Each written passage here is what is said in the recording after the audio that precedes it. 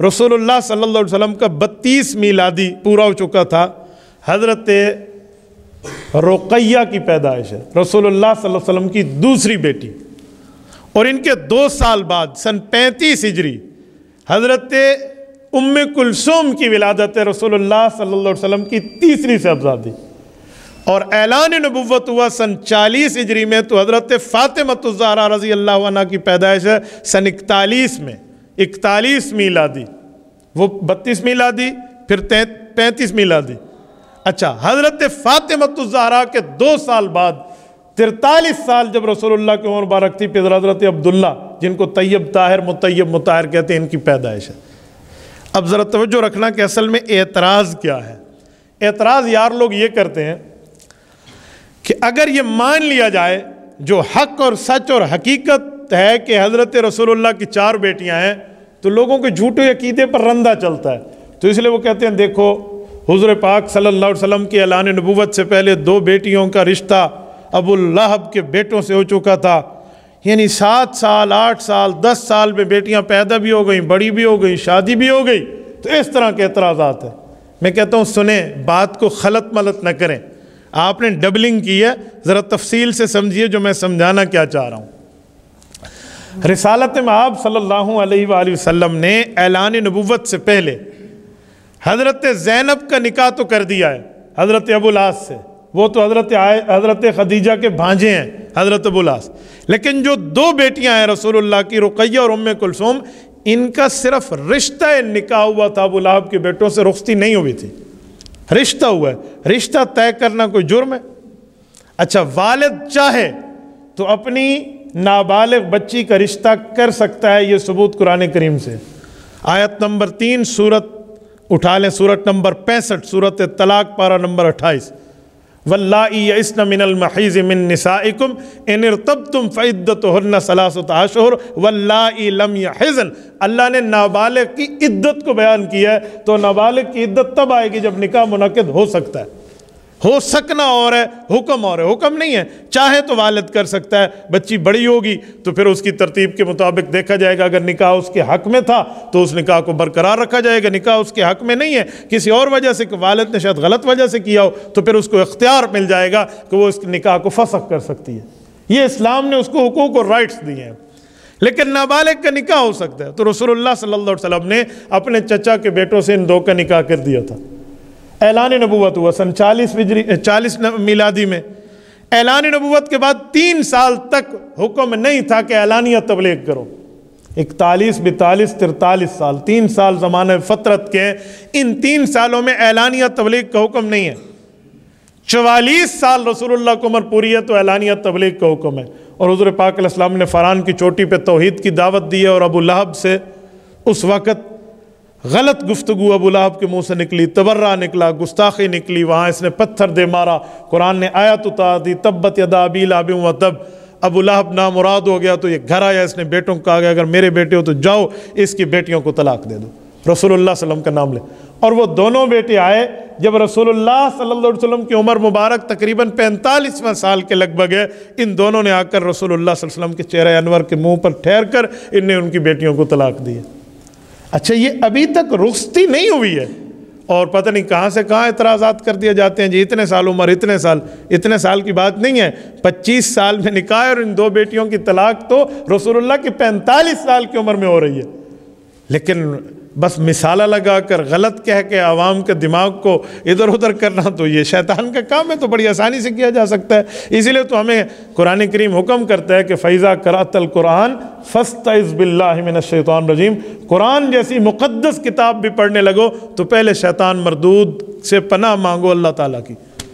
تو قرآن جیسی مقدس کتاب پہ شیطان حملہ آور ہو سکتا ہے، تو مقدس عقائد پر شیطانیت پہ حملہ آور ہو سکتی ہے۔ اچھا، ان 2 بیٹیوں کو اس نے آ کر طلاق دی ہے۔ رب العزت نے طے کچھ اور کیا تھا نا، پاک کے لیے ہوتی ہیں، پاک پلیت کے لیے نہیں ہوتی، تو یہ طے تھا۔ حضرت عثمان غنی رضی اللہ عنہ سے رسول اللہ کی دوسری صاحبزادی سیدہ رقیہ کا نکاح ہو جاتا ہے، اور حضرت رقیہ اور حضرت عثمان رضی اللہ تعالیٰ عنہ ہجرت کر کے حبشہ پہنچتے ہیں۔ یہ جو ہجرت ہوئی ہے نا اسلام میں، ہجرت حبشہ، یہ مدینہ سے پہلے ہوئی ہے۔ حبشہ ایتھوپیا ملک کا نام ہے، یہ ایتھوپیا کو پرانے نام میں حبشہ کہتے ہیں۔ حضور علیہ السلام نے فرمایا حضرت لوط علیہ السلام کے بعد، حضرت لوط بھتیجے ہیں، ایک روایت میں بھانجے ہیں حضرت ابراہیم علیہ السلام کے، فرمایا انہوں نے اپنی بیوی کے ساتھ ہجرت کی تھی اللہ کے راستے میں۔ کسی کپل نے ہجرت کی ہے نا، کسی جوڑے نے، تو حضرت لوط کے بعد کا میری بیٹی اور میرے داماد عثمان اور رقیہ نے ہجرت کی، یہ حبشہ گئے تھے۔ ایک روایت میں 35، ایک روایت میں 70 افراد گئے تھے۔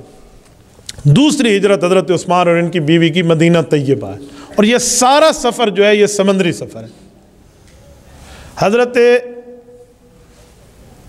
رقیہ کی کوئی 15 سال کے لگ بھگ عمر مبارک کے باتیں بنتی ہیں جب یہ سمندری سفر پہ ہیں وہ۔ تو سمندری سفر اس وقت کے بحری جہاز کا نہیں ہوتا تھا کہ ہر طرح کے آب و ہوا سے بندہ محفوظ ہو۔ یہ سفر ہجرت میں ان کو تکلیف ہوئی تھی، اور اسی تکلیف پر ان کی وفات ہوئی ہے، اسے شہادت کہتے ہیں۔ یہ رسول اللہ صلی اللہ علیہ وسلم کی دوسری صاحبزادی ہیں جن کا شہادت جو ہے یہ سن 2 ہجری میں ہے، جب رسول اللہ بدر کو فتح کر کے واپس تشریف لا رہے تھے۔ یہ حضرت عثمان کی بیوی ہیں، اور ان سے حضرت عثمان کی 2 اولادیں ہیں۔ ایک بچے کا نام عبداللہ بن عثمان ہے، اور ایک ناتمام بچہ پیدا ہوا تھا، وہ فوت ہو گیا تھا۔ یہ بھی رسول اللہ صلی اللہ علیہ وسلم کے نواسے ہیں۔ ہم نواسوں کی تعداد رسول اللہ کی پوری نہیں گنتے، حضور پاک کی باقی بیٹیوں کی اولاد بھی تو رسول اللہ کی نواسی اور نواسے ہیں۔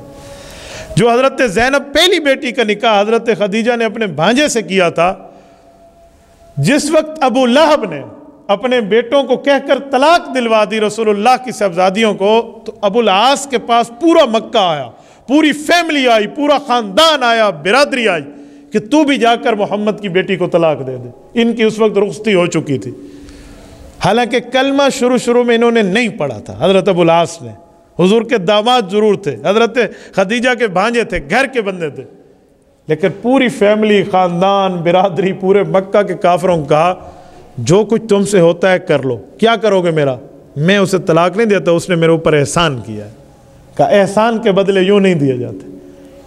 خود کاروباری آدمی تھے، کھاتے پیتے گھرانے کے تھے، یہ باقی مکے والے اس کے محتاج تھے، یہ ان کے کیا محتاج تھے اسباب میں؟